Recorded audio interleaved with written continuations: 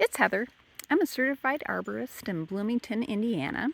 And today I thought we'd talk a little bit about safety. Um, so I'm standing back here with, have like a little line of mostly baby ash. I think we have a shagbark hickory, and there's a red bud over there.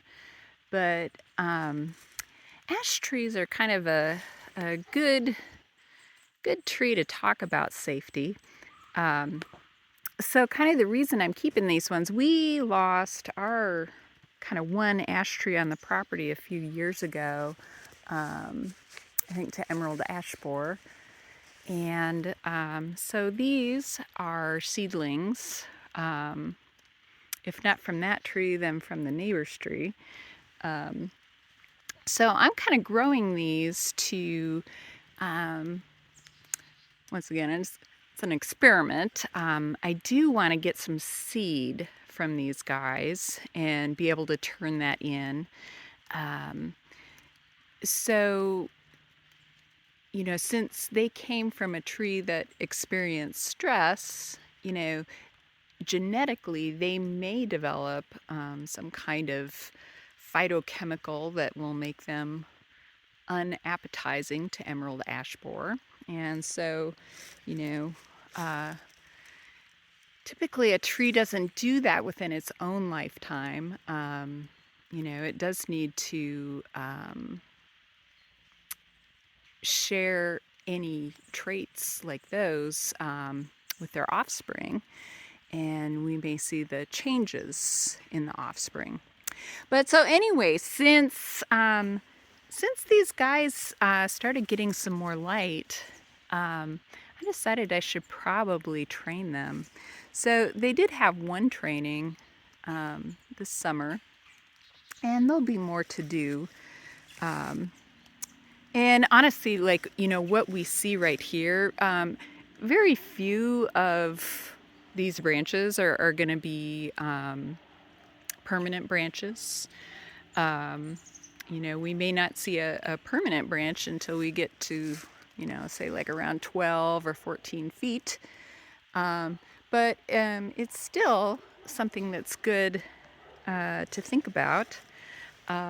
So one reason why it is important to train trees, we want to reduce the chance for branch failure.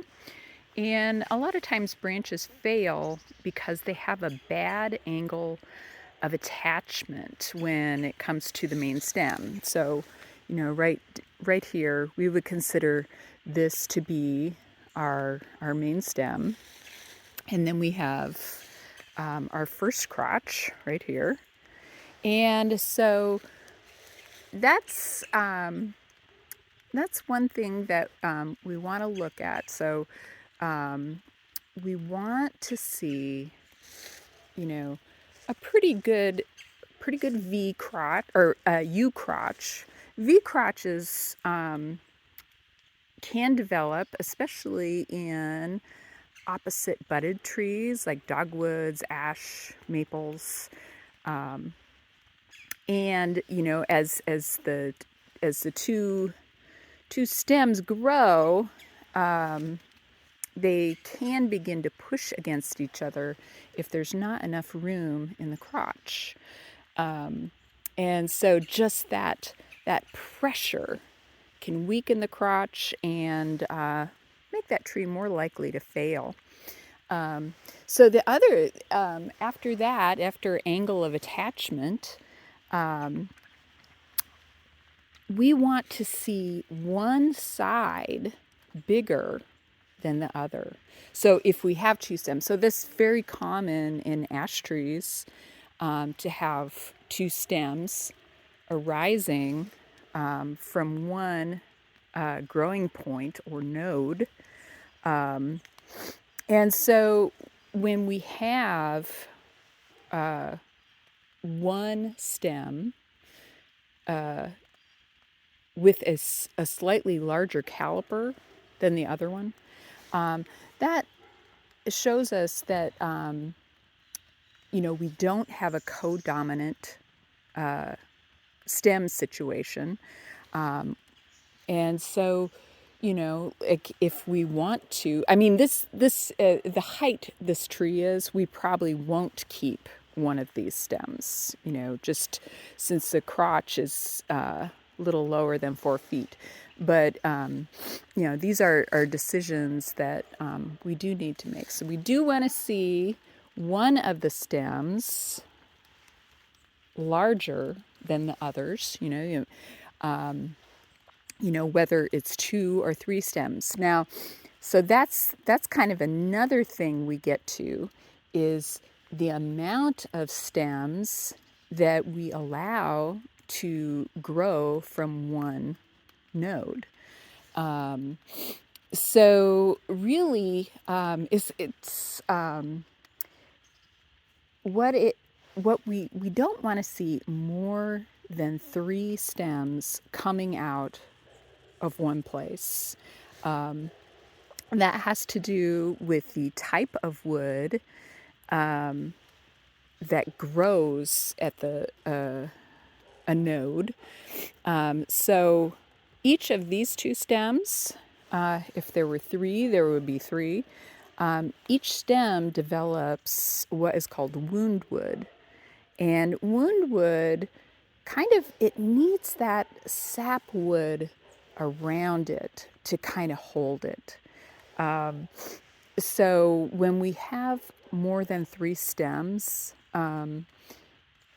there's not really enough room for good wound wood to develop. Wound wood is where callus tissue forms. So whether we have a pruning cut or we have damage of some kind, wound wood forms at nodes, and that's where we have meristem tissue, which will form a callus tissue. And, that's what we see on the outside, but also when we do have wounding, there are 3 additional kind of walls of compartmentalization that, we don't see from the outside, but it needs room to develop. So anyways, so that's kind of a step into codit or compartmentalization of decay in trees. And we will talk more about that later. But so no more than 3 stems. So then another thing we want is on most trees, we don't want to have branches on a stem closer than one foot. So, like this little guy, he might be dead anyway. Once again, that is, giving room for wound wood, but it's also when we have optimally placed scaffold branches, that's going to let in light, and it's also going to keep branches from rubbing on each other, and just kind of also that can help with wind resistance. So on pine trees, it's super important that we have well-spaced scaffold branches. And so, too, when I do talk about scaffold branches, because I'm always talking about them, scaffold branches are our lateral branches. They are, so like this guy right here, that would be a lateral branch.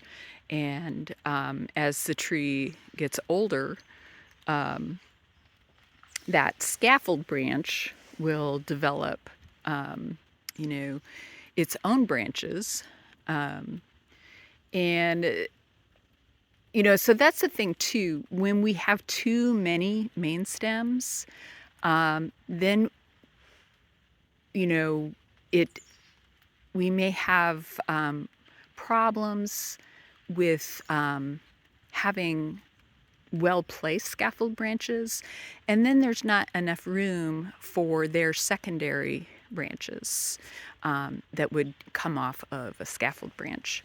Um, anyway, so then as we come up here, I think this guy's gonna need a bit more work. I'll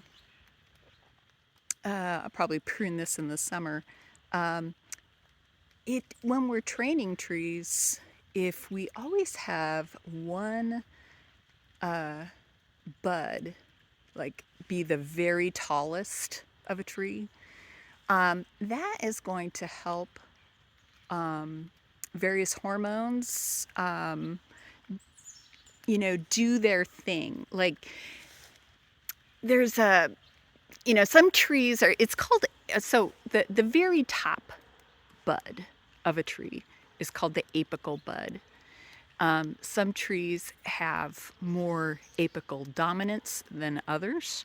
So that's why some trees, will appear more like a Christmas tree shape, and others are kind of more rounded and spreading. But anyway, so trees they know where they are in relationship to the world and themselves and gravity and all that stuff by having, a certain arrangement of the height of their buds. So, especially with fruit trees, where we want to have kind of a predictable growth pattern, so that the tree doesn't use up too many resources growing. We do want to always have one bud taller than the others. And two, that can, in some trees when we're training them, that can help kind of slow down growth. When we have too many stems that are the exact same height, there's kind of a struggle for which stem is going to become the dominant, or there's a struggle to be the apical bud, and so things can grow a little faster than we want, making them susceptible to sucking insects or using up their resources, that kind of thing. So anyway, that's just kind of planning. But like I said, since these are ash trees, and they develop a really heavy wood, they wouldn't hit our house for a long time. And obviously these all probably won't stay, but also I do want them to flower and develop seed. So I am trying to train them so that they don't use up their resources. And so, it's a little experiment. But anyway, let's just kind of go over the parts. So so here we have our main stem. Here we have our first crotch.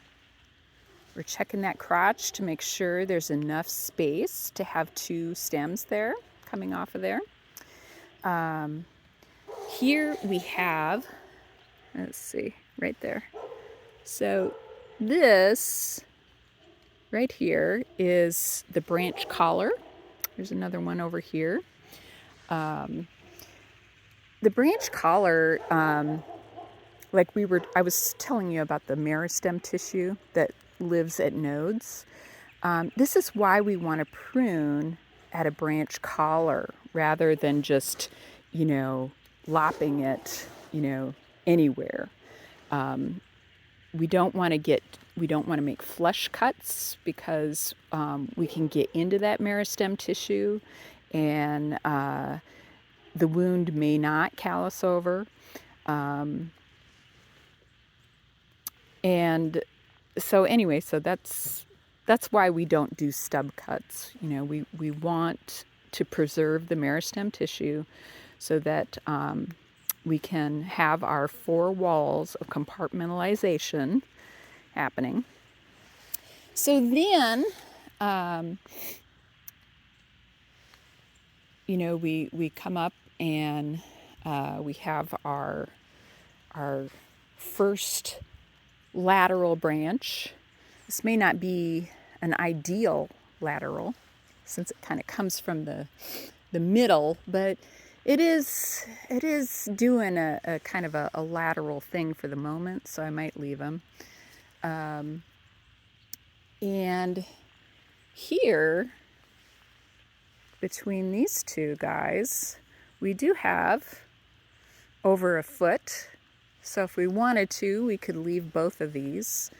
And then sometime this summer, I'll remove one of those stems up at the top so that, we always have one stem taller than the others. But yeah, so that's just some things to think about safety wise. We want to prune properly so we don't damage meristem tissue. We want to train trees to have a nice open crotch. So, if this were a V crotch, removing one of those would eliminate that, obviously. And then we want to train trees to have well-spaced laterals and always pruning at a branch collar. So anyway, so those are some things about safety. So anyway, I hope you liked it. If you did, maybe hit the like button. And we will talk about some more pruning here pretty soon. Thanks.